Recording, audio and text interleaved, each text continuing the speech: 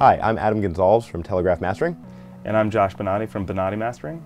And we're going to give you guys some best hints and general guidelines about how to prepare a project for vinyl. Now, preparing a project for vinyl and having a successful experience with vinyl is a little bit different than preparing a project for digital or CD. There's a few other things that you have to consider. So take these guidelines and fundamentals as a place to start so that you have the best experience possible and that you get the best product possible. So the machine that's used to cut vinyl masters is called a lathe, and this is a lathe.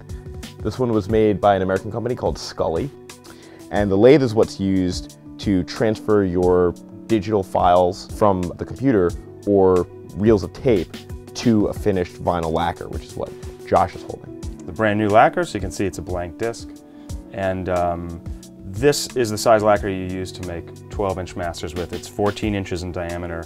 You get a little extra inch all the way around the perimeter of it just for safe handling purposes. So this is a 14-inch disc for 12-inch masters. So when your lacquer's finished being cut, it'll look like this. This is one side of a 12-inch record.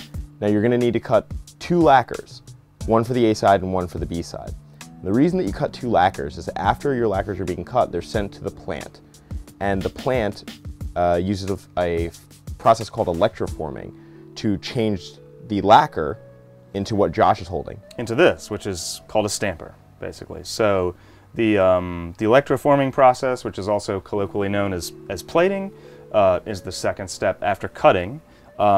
And it's a pretty complicated chemical process, so we're skipping a lot of details here, but basically you use our master that we cut to make this metal part for the pressing. So after cutting and then plating, the plant will provide you with what's called a test press. Actually, several test presses.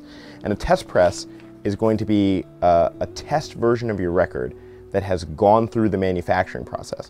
Now it's going to come to you in a plain white sleeve with plain white labels. There's nothing finished about the packaging. But the record itself will be a finished record for all intents and purposes. It's actually gone through all the steps of the manufacturing process. And the test press is sent to you so that you can review it and give the plant, an affirmative thumbs up that everything sounds good with the record and they should go ahead and make your actual run of vinyl records. So reviewing the test press properly is really important. Really important. Don't skip test pressings. Don't even think about it as an option. Always get test pressings, and the plant is going to send you several. Yeah.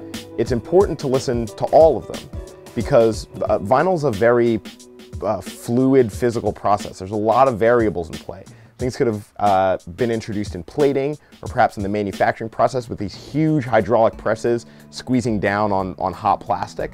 So it's good to review all of the tests that they give you to make sure that everything's okay. Here's something that's a concern on one of the test pressings, if it might be a skip or a pop or some sort of noise or anything that kind of gets you down.